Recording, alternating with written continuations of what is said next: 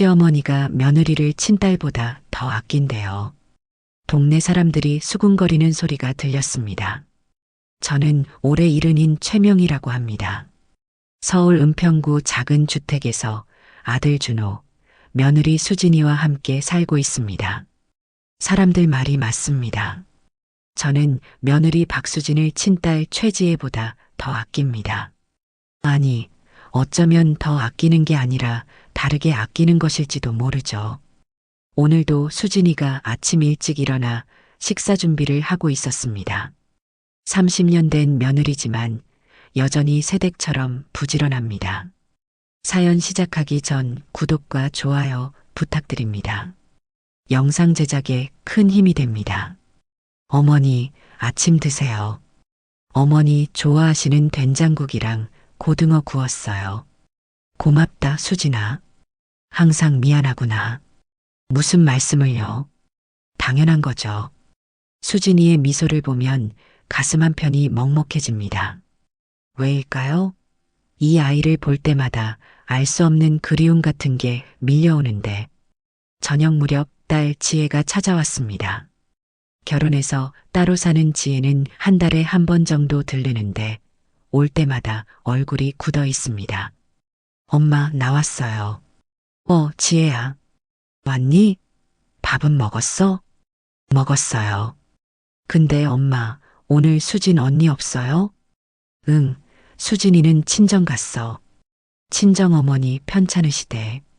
지혜가 식탁에 앉더니 냉장고에서 물을 꺼내 마셨습니다. 그리고 갑자기 물었죠.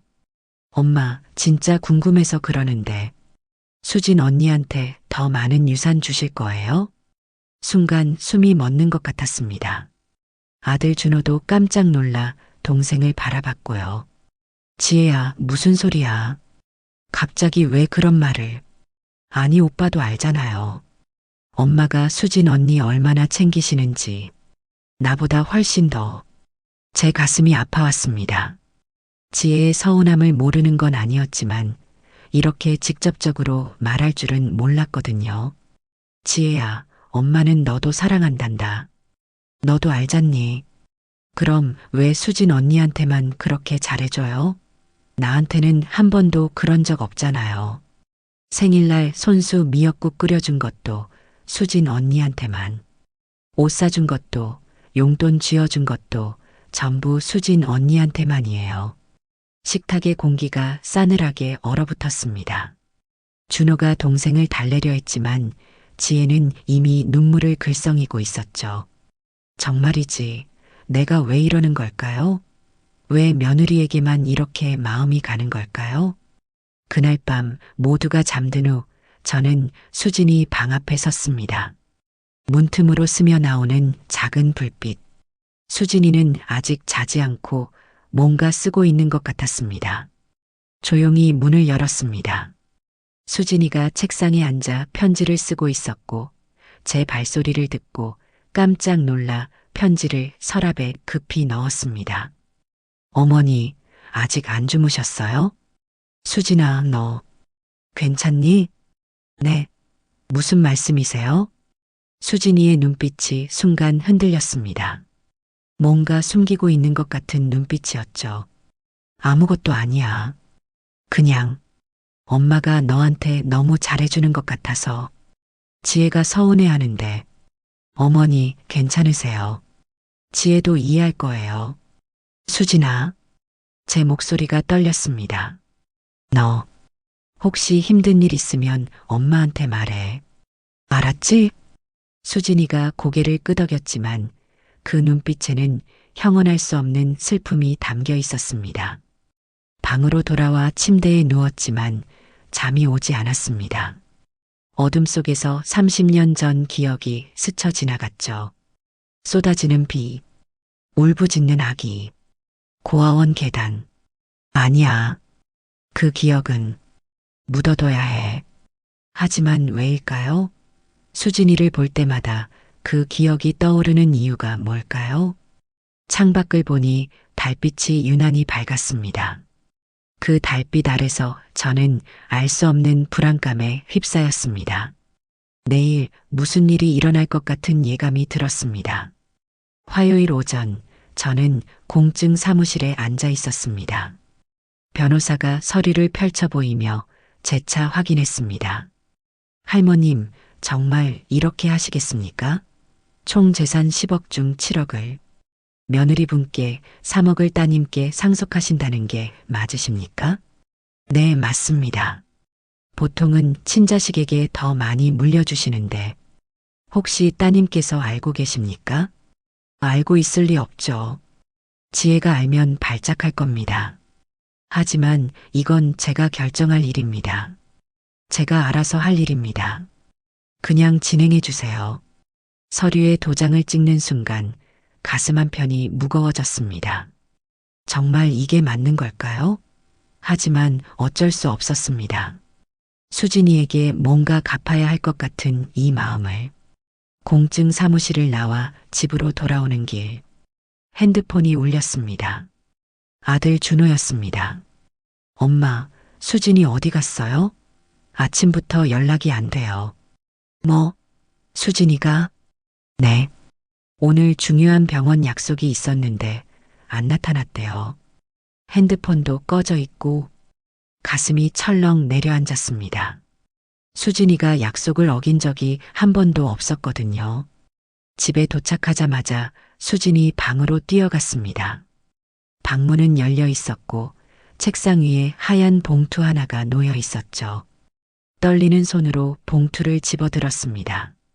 봉투 겉면에는 어머니께라고 단정한 글씨로 적혀 있었습니다. 엄마, 그게 뭐예요? 준호가 제 뒤에서 물었지만 대답할 수가 없었습니다. 손이 너무 떨려서 편지를 꺼낼 수조차 없었죠. 엄마, 결국 준호가 제 손에서 편지를 가져가 읽기 시작했습니다. 그리고 그의 얼굴이 점점 창백해졌습니다. 이게 무슨 소리예요? 준호가 편지를 떨어뜨렸고 저는 바닥에 떨어진 편지를 주워들었습니다. 어머니, 30년간 정말 감사했습니다. 어머니의 사랑은 진심이었다고 믿고 싶습니다. 하지만 저는 더 이상 이 집에 있을 수 없습니다.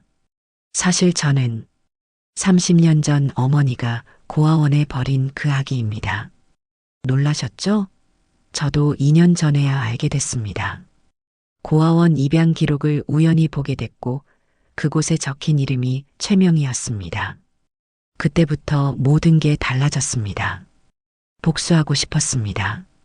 어머니가 만든 가족을 무너뜨리고 싶었습니다. 그래서 준호 오빠를 의도적으로 만났고 결혼했습니다. 30년간 완벽한 며느리를 연기했습니다. 하지만 어머니의 사랑 앞에서 저는 흔들렸습니다.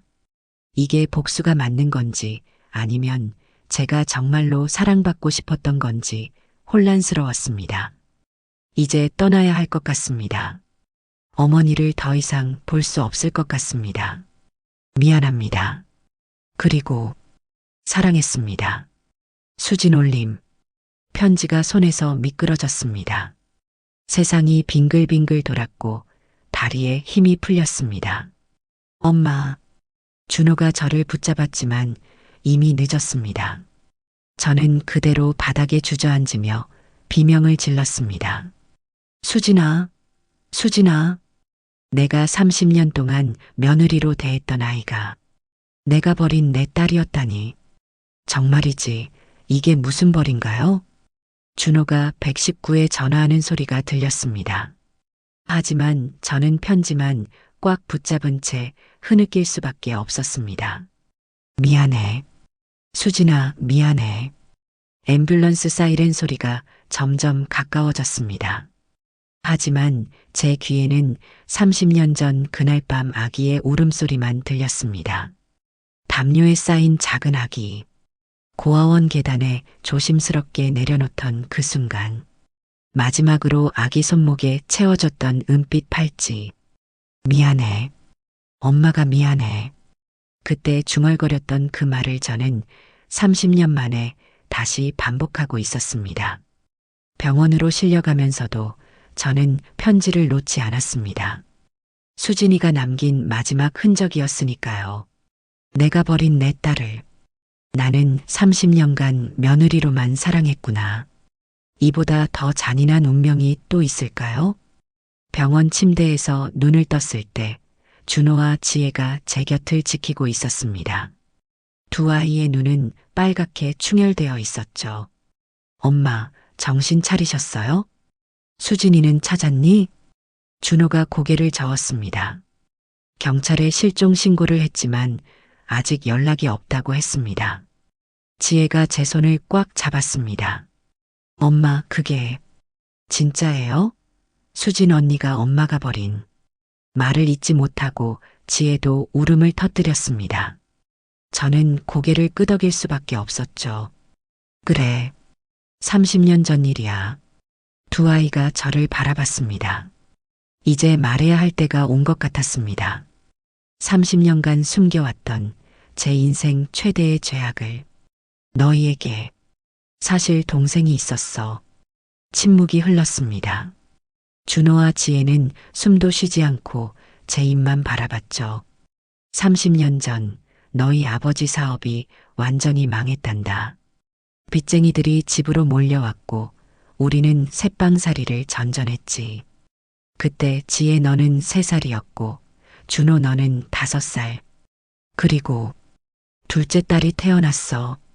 제 목소리가 떨렸습니다. 하지만 우리는 너무 가난했어. 먹을 것도 없었고 아기 분유 살 돈도 없었지. 빚쟁이들은 매일 전화했고 아버지는 술만 마셨어. 지혜가 입을 막았습니다. 어느 날 밤 빚쟁이들이 집 앞까지 쫓아왔어. 나는 새 아이를 데리고 도망쳤지. 한겨울이었어. 눈이 내리고 바람이 미친 듯이 불었지. 그날의 기억이 생생히 떠올랐습니다. 준호 너는 내 손을 꽉 잡고 걸었고 지혜 너는 업고 있었어. 그리고 막내는 담요에 싸서 안고 있었지. 눈물이 흘러내렸습니다. 그런데 막내가 계속 울었어. 배가 고팠던 거야. 나도 먹을 게 없어서 젖이 안 나왔거든. 아기는 계속 울고 빚쟁이들 발소리는 점점 가까워지고 준호가 제 손을 꽉 잡았습니다. 그때 고아원 건물이 보였어. 엄마는 미친 사람이었어. 정신이 나갔던 거야. 고아원 계단에 아기를 내려놓았어. 엄마, 미안해. 정말 미안해. 그날 밤 아기 손목에 은빛 팔찌를 채워줬어. 엄마가 결혼할 때 받은 유일한 팔찌였는데 팔찌 안쪽에 글자를 새겼어. 영원히 미안해라고. 지혜가 흐느끼기 시작했습니다. 그리고 도망쳤어. 아기 울음소리를 들으며 도망쳤단다. 정말이지 이 세상에 저보다 나쁜 엄마가 또 있을까요? 그 후로 30년. 단 하루도 그 아이 생각 안 한 날이 없었어. 매일 밤 악몽을 꿨지. 아기가 울면서 날 찾는 꿈을. 고아원에 몇 번이나 찾아갔지만 이미 입양 보냈다고 하더구나. 준호가 물었습니다. 그럼 수진이가 우리 집에 왔을 때 몰랐어요? 몰랐지. 어떻게 알았겠니? 30년이나 지났는데. 하지만요. 처음 수진이를 봤을 때부터 이상하게 끌렸어. 뭔지 모를 그리움 같은 게 있었지. 그래서 너한테 결혼 허락했던 거야. 다른 엄마들은 반대했지만 엄마는 수진이가 좋았어. 그래서 30년 동안 며느리를 친딸보다 아꼈던 거였습니다. 무의식적으로 모성 본능이 작동했던 거죠. 그런데 내가 30년 동안 며느리로만 대했어. 딸인 줄도 모르고. 수진이 마음이 얼마나 아팠을까. 더 이상 참을 수 없었습니다. 저는 이불을 붙잡고 울부짖었습니다. 수진아, 미안해. 엄마가 잘못했어. 지혜가 저를 끌어안았습니다. 엄마, 울지 마세요. 우리가 수진 언니 찾을게요. 그래, 찾아야 해. 꼭 찾아서 용서를 빌어야 해. 하지만 수진이가 저를 용서해 줄까요? 30년간 버려진 한을 품고 살았던 아이가 복수하려고 결혼까지 했던 아이가 과연 저를 용서해 줄까요? 창밖을 보니 비가 내리고 있었습니다. 30년 전 그날 밤처럼 빗소리 속에서 아기 울음소리가 들리는 것만 같았습니다. 수진아, 어디 있니? 엄마가, 진짜 엄마가 너를 찾고 있어. 퇴원한 지 사흘째 되던 날, 지혜가 집으로 찾아왔습니다. 손에는 큰 가방을 들고 있었죠. 엄마, 저 며칠 여기서 지낼게요. 지혜야, 너 회사는? 휴가 냈어요. 지금 그게 중요한 게 아니잖아요. 지혜가 가방에서 노트북과 서류 뭉치를 꺼냈습니다. 엄마, 우리 수진 언니 찾아야 해요. 순간 눈시울이 뜨거워졌습니다. 며칠 전까지만 해도 며느리를 질투하던 지혜였는데 이제는 언니라고 부르고 있었으니까요. 지혜야, 엄마, 저 정말 미안해요. 제가 너무 이기적이었어요. 지혜가 제 손을 잡았습니다. 엄마가 왜 수진 언니를 그렇게 아끼셨는지 이제 알 것 같아요. 모성 본능이었던 거잖아요. 엄마 잘못이 아니에요. 아니야. 엄마가 너한테도 잘못했어. 내 마음을 헤아리지 못했어. 엄마, 이제 그런 거 중요하지 않아요. 우선 수진 언니부터 찾아야죠. 지혜는 노트북을 켜고 수진의 SNS, 신용카드 사용 내역, 핸드폰 위치 추적 등을 확인하기 시작했습니다. 언니가 마지막으로 신용카드 쓴 곳이 강릉이에요. 강릉? 네. 3일 전 강릉 고속버스 터미널이랑 편의점에서 카드를 썼어요. 그 후로는 사용 내역이 없고요. 준호도 합류했습니다. 누나, 강릉에 수진이랑 관련된 곳이 있나? 잠깐만요. 수진 언니 SNS 보니까 여기. 지혜가 화면을 가리켰습니다. 수진이가 5년 전에 올린 사진이었습니다. 바닷가 민박집 앞에서 찍은 사진이었죠. 언니가 가끔 혼자 가던 곳이 있었대요. 오빠한테 들었어요. 바다 보러 간다고. 희망이 보이기 시작했습니다. 지혜야, 그럼 우리 같이 가볼까? 네, 엄마. 당장 가요. 다음 날 새벽 저와 지혜는 강릉행 버스에 올랐습니다. 3시간의 여정 동안 지혜는 계속 제 손을 잡고 있었습니다. 엄마, 수진 언니 어릴 때 얼마나 힘들었을까요? 고아원에서 혼자 자라면서 얼마나 외로웠을까요? 크리스마스에 다른 애들은 부모가 찾아오는데 언니는 혼자였겠죠. 지혜의 목소리가 떨렸습니다. 그러면서도 우리 가족 보면서 복수하고 싶었겠죠. 저라도 그랬을 것 같아요. 지혜야. 근데 엄마, 언니는 왜 30년이나 기다렸을까요? 진작 복수할 수도 있었잖아요. 그 질문에 저는 대답할 수 없었습니다. 하지만 어렴풋이 알 것 같았습니다. 수진이도 흔들렸던 거겠죠. 복수와 사랑 사이에서, 미움과 그리움 사이에서 강릉에 도착해 사진 속 민박집을 찾아갔습니다. 낡은 2층 건물이었고 주인 할머니가 나와 저희를 맞았습니다. 어떻게 오셨어요?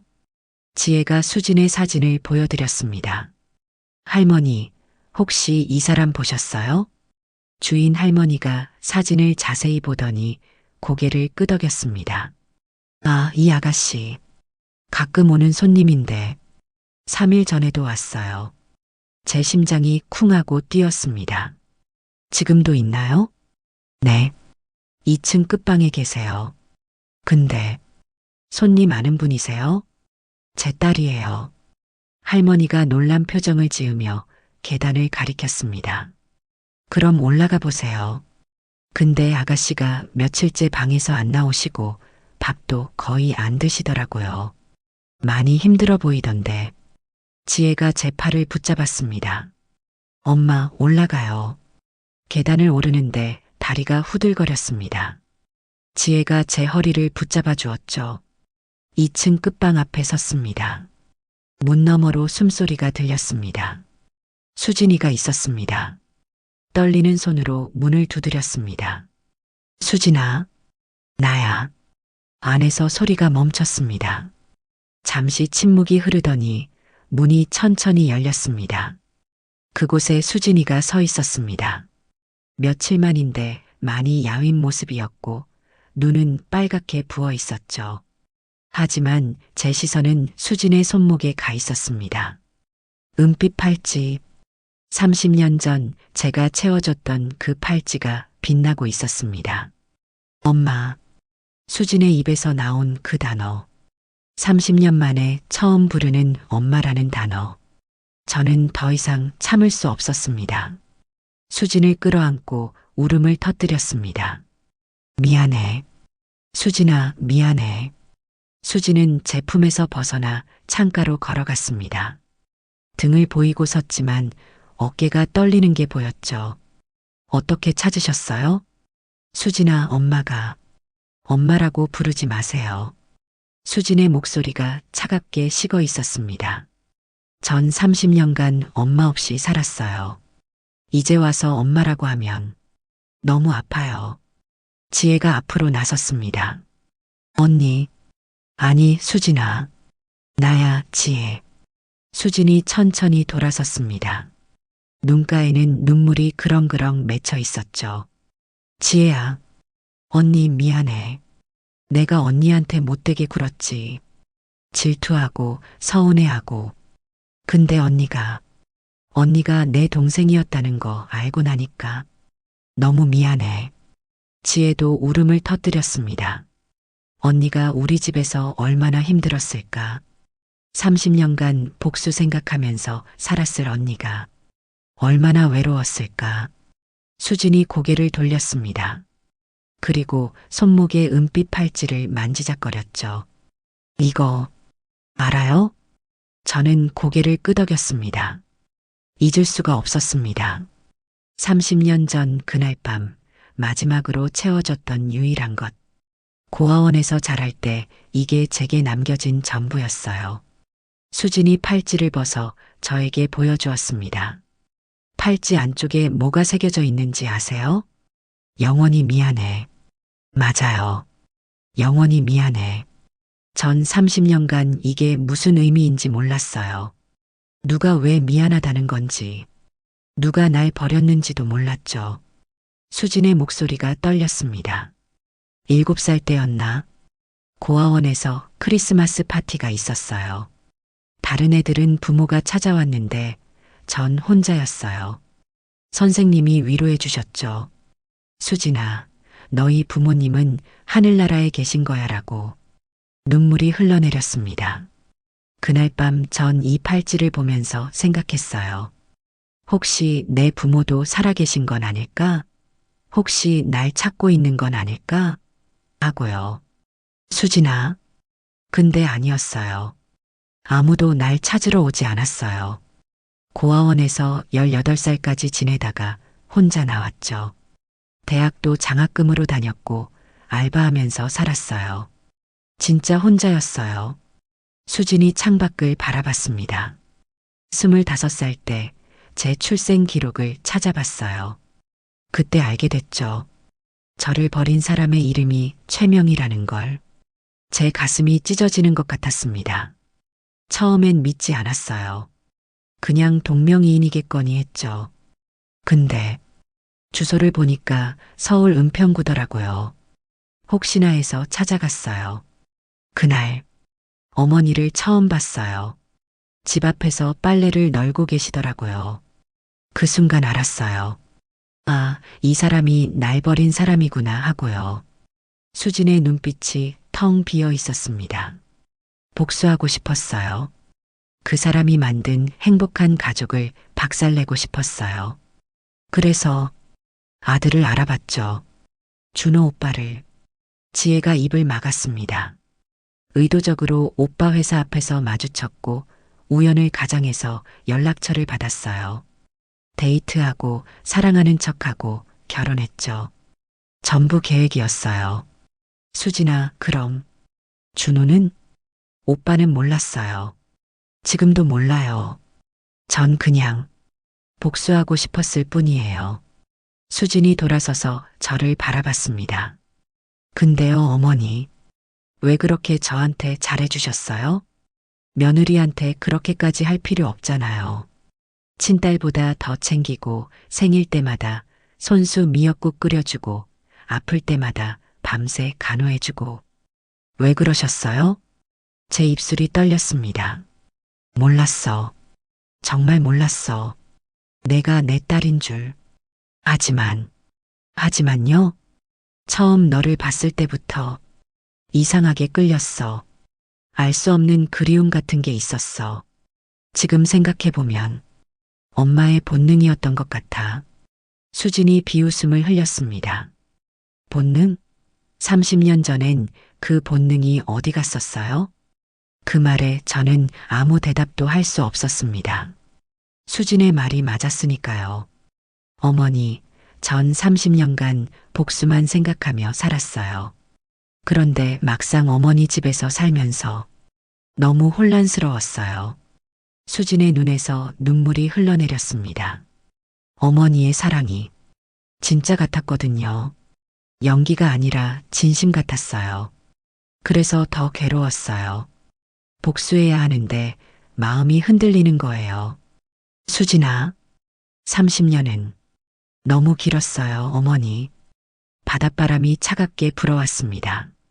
저는 수진의 손을 잡으려 했지만 수진은 한 걸음 뒤로 물러섰습니다. 손대지 마세요. 수진의 목소리가 얼음장처럼 차가웠습니다. 30년간 손 한 번 잡아보지 못한 사람이 이제 와서 엄마라고 하면 어떻게 해요? 수진아, 엄마가 정말 미안해. 용서해줘. 제발, 용서요? 수진이 씁쓸하게 웃었습니다. 전 5살 때 입양 가는 꿈을 꿨어요. 예쁜 집에 살고 따뜻한 부모님이 있는 꿈이요. 근데 깨고 나면 여전히 고아원 2층 침대였죠. 지혜가 수진의 팔을 잡으려 했지만 수진은 뿌리쳤습니다. 10살 때는 친구가 생겼어요. 같은 반 민지라는 애였는데 걔 생일에 초대받아서 집에 갔어요. 근데 민지 엄마가 차려준 생일상을 보는 순간 울음이 터졌어요. 아, 나는 평생 이런 거 없겠구나 하고요. 15살 때는 반항기였어요. 고아원 선생님한테 소리 지르고 물건 던지고 왜 나만 부모가 없냐고 왜 나만 버려졌냐고 울부짖었죠. 수진이 은빛 팔찌를 만지작거렸습니다. 18살 되던 해 고아원을 나왔어요. 손에 든 건 이 팔찌 하나뿐이었어요. 짐도 없고 갈 곳도 없고 아는 사람도 없었죠. 제 가슴이 찢어지는 것 같았습니다. 대학 다니면서 편의점, 카페, 식당. 안 해본 알바가 없어요. 밤 10시까지 알바하고 새벽 2시까지 공부하고 그렇게 견뎠어요. 수진아, 정말 미안해. 미안하다고요? 수진의 눈빛이 차갑게 변했습니다. 25살에 어머니를 찾았을 때 전 결심했어요. 복수하자. 이 사람들이 만든 행복을 박살내자 하고요. 그래서 준호 오빠를 유혹했어요. 우연을 가장해서 만나고 사랑하는 척하고 결혼했죠. 오빠는 제 진짜 목적을 몰랐어요. 지혜가 울음을 터뜨렸습니다. 언니, 그럼 오빠는 어떡해요? 오빠한테는 미안해요. 오빠는 착한 사람이니까. 하지만 전 어쩔 수 없었어요. 수진이 저를 똑바로 바라봤습니다. 결혼하고 어머니 집에 들어왔을 때 계획을 세웠어요. 어떻게 하면 이 가족을 무너뜨릴 수 있을까? 어떻게 하면 어머니가 가장 아파할까 하고요. 수진아, 그래서 30년간 완벽한 며느리를 연기했어요. 착하게 굴고 시어머니 말 잘 듣고 집안일 다 하고 어머니가 저한테 정들게 만들었죠. 수진의 입꼬리가 비틀어졌습니다. 그 다음엔 어머니가 완전히 저를 믿을 때쯤 전부 다 밝히고 떠나는 거예요. 그럼 어머니는 평생 죄책감에 시달리며 살겠죠. 정말이지, 이보다 더 잔인한 복수가 있을까요? 완벽한 계획이었어요. 근데요, 어머니. 수진의 목소리가 떨렸습니다. 왜 저한테 그렇게 잘해주셨어요? 왜? 진심으로 사랑해주셨어요? 눈물이 흘러내렸습니다. 처음엔 연기하는 거겠지라고 생각했어요. 근데 아니었어요. 제가 아플 때 밤새 간호해주시고, 제 생일 때 새벽부터 미역국 끓여주시고, 제 일기장에 쓴 걱정거리들을 다 기억해주시고, 수진이 주저앉았습니다. 30년간 받고 싶었던 사랑이었어요. 엄마의 사랑. 그걸 며느리로 받았어요. 수진아, 그래서 더 괴로워요. 복수를 포기하면 고아원에서 울던 제가 무의미해져요. 30년간의 한이 다 사라져요. 근데 복수를 하면 제 마음이 너무 아파요. 수진이 저를 바라봤습니다. 어머니, 전 어떻게 해야 해요? 미워해야 해요? 아니면 사랑해야 해요? 저는 수진 앞에 무릎을 꿇었습니다. 수진아, 엄마를 고소해. 법정에 세워. 감옥에 보내. 뭐든 다 해. 그게 내 마음이 편해진다면. 어머니, 하지만 한 가지만 알아줘. 30년 전 널 버린 건 엄마 인생 최대의 죄야. 단 하루도 내 생각 안 한 날이 없었어. 매일 밤 악몽 꿨어. 내가 울면서 날 찾는 꿈을. 제 목소리가 떨렸습니다. 그리고 내가 우리 집에 왔을 때부터 엄마는 무의식적으로 알았던 것 같아. 이 아이가 내 딸이라는 걸.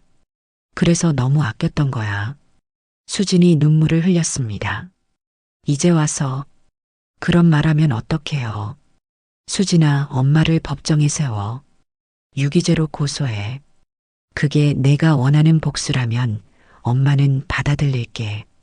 수진이 고개를 들었습니다. 그 눈빛에는 증오와 사랑이 뒤섞여 있었습니다. 좋아요.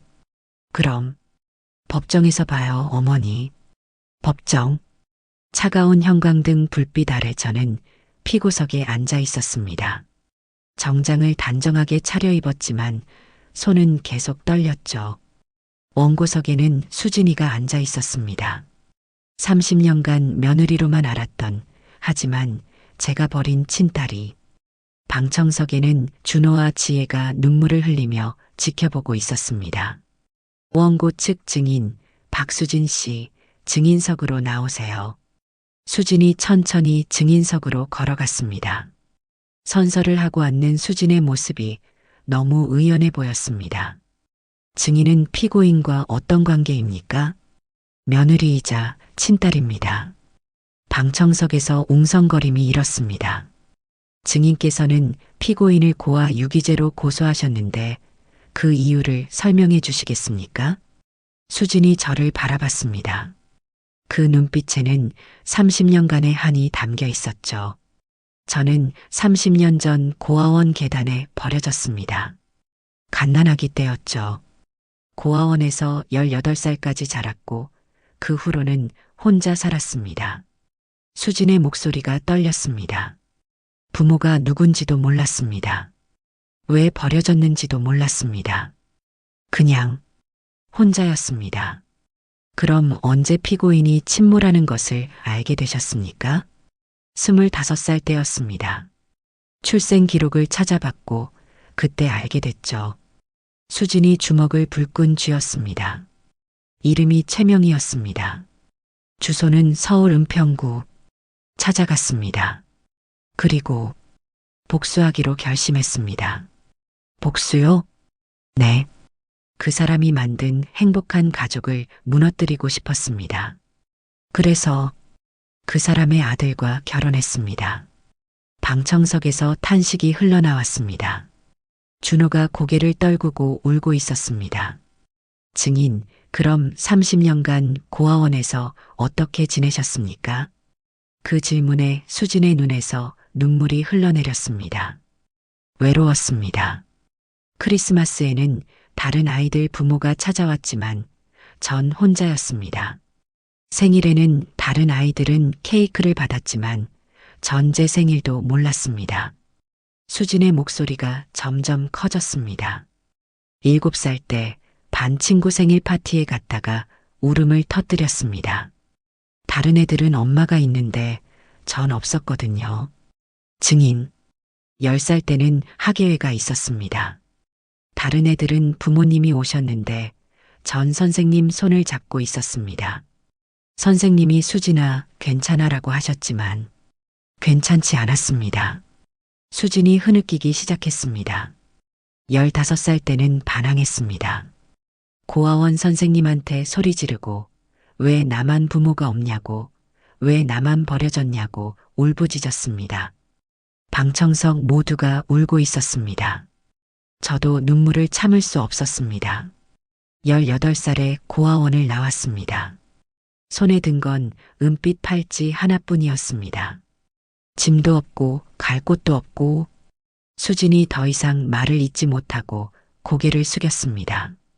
판사가 조용히 물었습니다. 증인, 그럼 피고인에게 바라는 게 무엇입니까? 수진이 고개를 들어 저를 바라봤습니다. 모르겠습니다. 처벌을 원하는 건지 아니면 사랑을 원하는 건지. 재판장님, 제가 손을 들었습니다. 제가 말씀드려도 되겠습니까? 피고인 말씀하세요. 저는 피고석에서 일어나 수진을 바라봤습니다. 재판장님, 그리고 수진아, 엄마 이야기 좀 들어줄래? 수진이 고개를 돌렸지만 저는 계속 말을 이었습니다. 30년 전 겨울이었어. 남편 사업이 망했고 빚쟁이들이 집으로 몰려왔지.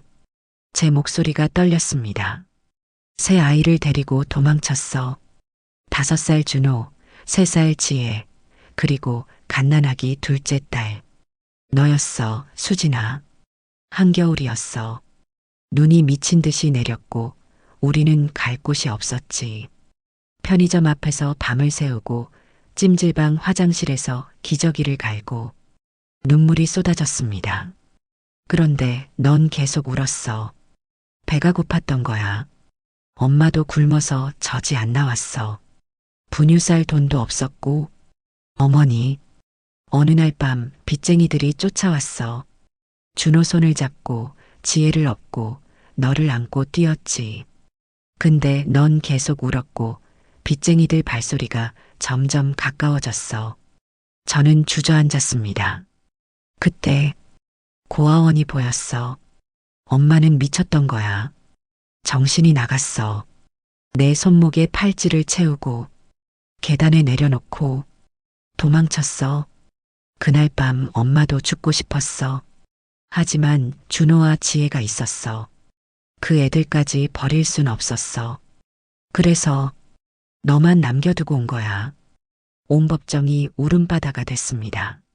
수진아, 엄마가 미안해. 정말 미안해. 넌 죄가 없어. 엄마가 나쁜 거야. 엄마를 처벌해줘. 감옥에 보내줘. 저는 수진을 향해 무릎을 꿇었습니다. 하지만 한 가지만 알아줘. 엄마는 단 하루도 널 잊은 적이 없어. 매일 밤 꿈에서 널 찾았어.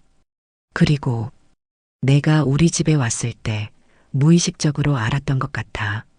이 아이가 내 딸이라는 걸. 수진이 증인석에서 일어났습니다. 그리고 천천히 제게 걸어왔습니다. 엄마. 30년 만에 부르는 엄마라는 단어. 수진이 제 앞에 무릎을 꿇고 저를 끌어안았습니다. 엄마. 저도 수진을 꽉 안았습니다. 30년간 안아주지 못했던 내 딸을. 방청석에서 준호와 지혜가 달려왔습니다. 네 사람이 법정 한가운데서 얼싸안고 울었습니다. 판사도 눈물을 닦으며 말했습니다. 원고 측 고소를 취하하시겠습니까? 수진이 고개를 끄덕였습니다. 네, 취하하겠습니다. 법정을 나서는데 따스한 햇살이 내리쬐고 있었습니다. 겨울이 지나고 봄이 찾아온 것처럼 우리 가족에게도 새로운 계절이 시작되는 것 같았습니다. 수진이 제 팔짱을 꼈습니다. 30년간 한 번도 해본 적 없는 행동이었죠. 엄마, 집에 가요. 그래, 우리 집에 가자. 준호가 차를 가져왔습니다. 네 사람이 차에 타고 집으로 향했습니다. 아무도 말이 없었지만 그 침묵은 더 이상 불편하지 않았습니다. 집에 도착하니 저녁 무렵이었습니다. 수진이 부엌으로 가더니 앞치마를 두르고 저녁 준비를 시작했습니다. 수진아, 내가 할게. 아니에요, 엄마. 제가 할게요. 오늘은 제가 진짜 딸로서 차려드리고 싶어요. 지혜도 부엌으로 들어가 수진을 도왔습니다. 두 자매가 나란히 서서 음식을 만드는 모습이 참 보기 좋았습니다. 식탁에 음식이 차려졌습니다. 된장찌개, 고등어구이, 시금치나물. 평범한 저녁 식사였지만 오늘은 특별했습니다. 자, 다들 앉아요. 수진이 밥그릇을 돌리며 말했습니다. 오늘은 우리 가족이 진짜 가족이 된 날이에요. 준호가 수진의 손을 잡았습니다. 수진아, 미안해. 내가 아무것도 몰랐어. 오빠 잘못 아니에요. 제가 숨긴 거잖아요. 아니야. 남편으로서 내 아픔을 알아차리지 못한 게 내 잘못이야. 지혜도 수진의 다른 손을 잡았습니다. 언니, 아니. 동생. 이제부터 내가 진짜 언니 역할 할게. 30년간 못 해준 거 다 해줄 거야. 수진이 눈물을 흘렸습니다. 고마워, 언니. 저는 새 아이를 바라보며 가슴이 벅차올랐습니다. 이 순간을 위해 30년을 기다렸던 것 같았습니다. 저녁을 먹고 난 후 수진이 제 방으로 왔습니다. 엄마, 잠깐 나와 보실래요? 거실로 나가니 준호와 지혜도 기다리고 있었습니다. 지혜가 손에 작은 상자를 들고 있었죠. 엄마, 우리가 준비한 게 있어요. 상자를 열자 그 안에 은빛 팔찌가 2개 들어 있었습니다. 수진이 차고 있던 그 팔찌와 똑같은 디자인이었습니다. 수진이 팔찌 하나, 엄마 거 하나. 새로 맞췄어요. 수진이 제 손목에 팔찌를 채워주었습니다. 엄마, 30년 전 엄마가 제게 채워주셨던 이 팔찌. 이제 엄마도 차세요. 팔찌 안쪽을 보니 글자가 새겨져 있었습니다. 영원히 미안해. 그 옆에 새로 추가된 글자. 영원히 사랑해. 눈물이 주르륵 흘러내렸습니다. 수진아, 엄마, 전 30년간 이 팔찌를 보며 미움으로 살았어요. 근데 이제는 사랑으로 살고 싶어요. 수진도 자신의 팔찌를 벗어 제게 보여주었습니다. 팔찌 안쪽에 같은 글자가 새겨져 있었습니다. 영원히 미안해. 영원히 사랑해. 이게 우리의 약속이에요, 엄마. 저는 수진을 꽉 끌어안았습니다. 고맙다, 수진아. 딸로 돌아와줘서. 아니에요, 엄마. 엄마가 절 찾아줘서 고마워요. 준호와 지혜도 우리를 안았습니다. 네 사람이 거실 한가운데서 얼싸안고 울었습니다. 그날 밤 저는 일기장을 펼쳤습니다. 30년간 매일 쓰던 일기장이었죠. 2024년 3월 15일. 오늘 내 딸이 돌아왔다. 30년 만에. 며느리로 만났지만 딸로 돌아왔다. 펜을 들고 한참을 생각하다가 마지막 문장을 적었습니다. 가족이란 핏줄이 아니라 서로를 용서하고 사랑하는 마음이구나. 30년이 걸렸지만 이제야 알았다. 수진아, 사랑한다. 창밖을 보니 달이 밝게 떠 있었습니다. 은빛 달빛이 제 손목의 팔찌를 비추고 있었죠. 수진의 방에서도 불이 켜져 있었습니다. 문틈으로 보니 수진도 일기를 쓰고 있었습니다. 그 손목에도 은빛 팔찌가 빛나고 있었죠. 1년 후 거실 벽에는 가족 사진이 새로 걸려 있었습니다. 네 사람이 활짝 웃고 있는 사진이었죠. 수진의 손목에는 은빛 팔찌가, 제 손목에도 똑같은 팔찌가 빛나고 있었습니다. 수진은 이제 며느리가 아닌 둘째 딸로 호적에 올라갔습니다. 이름도 박수진에서 최수진으로 바꿨죠. 지혜와 수진은 매주 함께 외출하며 진짜 자매처럼 지냈습니다. 준호는 아내이자 동생인 수진을 더욱 아꼈습니다. 그리고 저는 매일 아침 수진이 끓여주는 미역국을 먹으며 감사했습니다. 30년 만에 딸에게 받는 아침밥이었으니까요. 어느 일요일 오후 네 사람이 소파에 모여 앉아 TV를 보고 있었습니다. 수진이 제 어깨에 머리를 기대며 말했습니다. 엄마, 전 이제 행복해요. 나도 행복해, 수진아. 30년이 걸렸지만 결국 찾았어요. 진짜 가족을. 그래, 우리는 진짜 가족이야. 제 손목에 은빛 팔찌가 따스한 햇살을 받아 반짝였습니다. 팔찌 안쪽에 새겨진 글자가 눈에 들어왔습니다. 영원히 미안해, 영원히 사랑해. 30년의 아픔이 사랑으로 변했습니다. 며느리로 만났지만 딸로 돌아왔습니다. 이것이 바로 진짜 가족이었습니다. 저는 수진의 머리를 쓰다듬으며 중얼거렸습니다. 수진아, 사랑한다. 내 딸.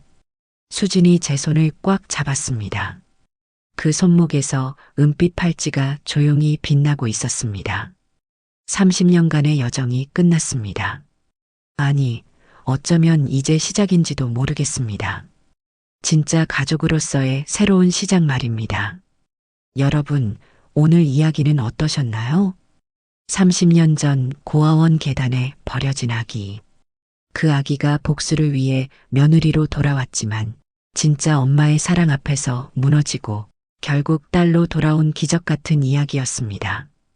혈육이라는 건 참 신기합니다. 30년을 몰랐어도 가슴은 알고 있었던 거죠. 여러분 손목에도 누군가와의 약속을 담은 소중한 무언가가 있으신가요? 오늘 이야기가 마음에 드셨다면 구독과 좋아요, 알림 설정 꾹 눌러주세요. 댓글로 어떤 이야기를 듣고 싶으신지, 그리고 어디서 시청하고 계신지 남겨주시면 더 좋은 이야기로 찾아뵙겠습니다. 다음에는 더 감동적인 가족 이야기로 여러분을 만나러 오겠습니다. 건강하시고 사랑하는 가족과 행복한 시간 보내세요. 여러분, 감사합니다.